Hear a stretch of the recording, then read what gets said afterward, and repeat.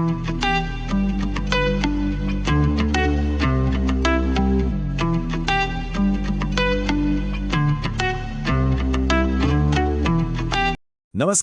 आज हम बात करेंगे राजस्थान की लोक देवियों के बारे में। अच्छा, जब हम देवियों की बात करते हैं तो हमारे मन में अक्सर मंदिरों और मूर्तियों की तस्वीर आती है ना। लेकिन राजस्थान में ये देवियां सिर्फ पत्थर की मूर्तें नहीं हैं, वे तो इतिहास की जीती जागती गवाह हैं। मतलब ऐसी किताबें जिन्हें पढ़ा नहीं बल्कि पूजा जाता है। तो जरा सोचिए, क्या ऐसा हो सकता है कि कोई देवी एक पूरा साम्राज्य खड़ा कर दे, या कोई युद्ध जितवा दे, या फिर पूरे इलाके का कानून ही बदल दे? क्या आस्था में इतनी ताकत हो सकती है कि वो इतिहास का रुख ही मोड़ दे? राजस्थान की कहानियों में तो इसका जवाब है हाँ, बिल्कुल हो सकता है। देखिए, ये देवियां सिर्फ पूजा का केंद्र नहीं है। असल में ये समाज, इतिहास, आर्किटेक्चर और हमारी लोक परंपराओं, इन सब के एक चौराहे पर खड़ी हैं। हर मंदिर के पीछे एक कहानी है और हर कहानी किसी न किसी बड़ी ऐतिहासिक घटना से जुड़ी हुई है। तो चलिए आज इसी यात्रा पर निकलते हैं और जानते हैं राजस्थान की इन जीवंत देवियों के बारे में। ये सिर्फ कोई प्रतीक या सिंबल नहीं है, ये तो इतिहास की धड़कन है। सबसे पहले बात करते हैं उन देवियों की जिन्हें चमत्कारों की संरक्षक माना जाता है। इनकी कहानियां सिर्फ आस्था की नहीं है, बल्कि इनमें अद्भुत शक्तियों और एक दैवीय शक्ति का एहसास भी है। तो सबसे पहला नाम आता है करणी माता का। इन्हें सिर्फ एक देवी कहना शायद काफी नहीं होगा। ये एक तरह से एक किंगडम मेकर थीं। जी हां, एक ऐसी शक्ति जिनके आशीर्वाद से राजस्थान के सबसे ताकतवर राज्यों में से एक की नींव रखी गई। यकीन करना मुश्किल है, पर जोधपुर का जो विशाल मेहरानगढ़ किला है, उसकी नींव खुद करणी माता ने रखी थी। इतना ही नहीं, राव बीका को बीकानेर शहर बसाने का आशीर्वाद भी उन्हीं ने दिया। और हां, उनका देशनोक वाला मंदिर, वो तो हजारों चूहों का घर है जिन्हें काबा कहते हैं और पवित्र मानते हैं। कहते हैं कि अगर वहां किसी को एक सफेद चूहा दिख जाए तो समझो उसे देवी का सीधा आशीर्वाद मिल गया। अब आते हैं एक और दिलचस्प कहानी पर। यह कहानी है एक ऐसी देवी की जिनकी शक्ति के आगे एक मुगल सम्राट की विशाल सेना को भी घुटने टेकने पड़ गए थे। ये कोई मामूली कहानी नहीं है।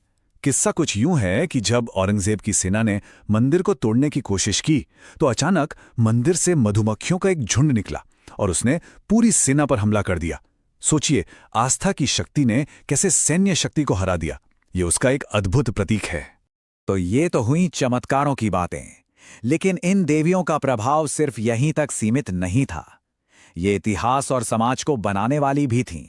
इन्होंने राजस्थान के पूरे सोशल स्ट्रक्चर और बड़ी बड़ी ऐतिहासिक घटनाओं को एक आकार दिया। अच्छा, यहां पर कुल देवी के कॉन्सेप्ट को समझना बहुत जरूरी है।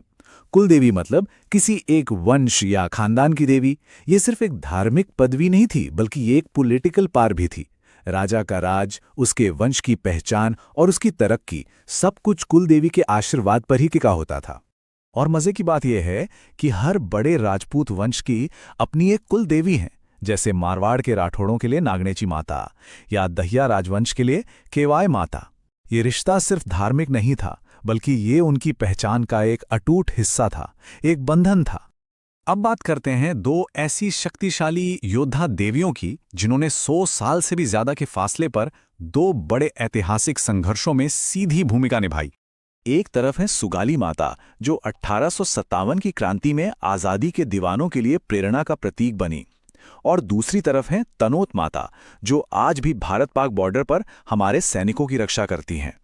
इनके बारे में तो कहा जाता है कि 1965 की लड़ाई में मंदिर के पास गिरे पाकिस्तानी बम फटे ही नहीं। कमाल की बात है ना। और आज भी बीएसएफ यानी बॉर्डर सिक्योरिटी फोर्स के जवान ही उनकी पूजा करते हैं। तो ये तो हुई गुजरे जमाने की कहानियां, पर सवाल ये उठता है कि क्या ये सदियों पुरानी परंपराएं आज की दुनिया में भी उतनी ही मायने रखती हैं? जी हां, इनकी एक ऐसी विरासत है जो रुकी नहीं है, बल्कि वक्त के साथ लगातार बदल रही हैं, इवॉल्व हो रही हैं। देखिए, मान्यताएं और प्रथाएं कभी भी एक जैसी नहीं रहती। एक वक्त था जब कुछ मंदिरों में पशु बलि और सती जैसी प्रथाएं भी थीं, लेकिन फिर 1987 में देवराला सती कांड हुआ, जिसके बाद बड़े कानूनी और सामाजिक बदलाव आए। और आज उन्हीं मंदिरों में पूजा सात्विक तरीके से, यानी शुद्ध शाकाहारी प्रसाद से होती है। ये दिखाता है कि समाज कैसे वक्त के साथ खुद को बदलता है। तो समझने वाली बात यह है कि ये देवियां सिर्फ धर्म या आस्था का प्रतीक नहीं हैं। असल में ये एक पूरे समाज की कहानी है, उसकी जीत की, उसके संघर्ष की और वक्त के साथ उसमें आए बदलावों की कहानी।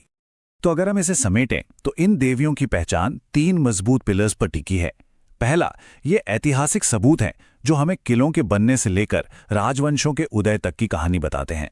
दूसरा, ये एक सोशल ब्रिज की तरह हैं जो अलग अलग समुदायों को एक दूसरे से जोड़ती हैं। और तीसरा, इनकी मॉडर्न रेलेवेंस, ये आज भी लाखों लोगों की आस्था और पहचान का एक अटूट हिस्सा है।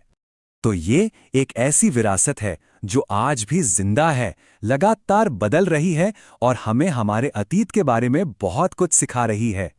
और आखिर में एक सवाल जो सोचने पर मजबूर करता है, जिस तरह राजस्थान ने अपनी शक्तिशाली औरतों को लोक देवियों के रूप में संजोकर रखा है, क्या भारत के दूसरे हिस्सों में भी ऐसी ही अनकही कहानियां मौजूद हैं जो बस खोजे जाने का इंतजार कर रही हैं?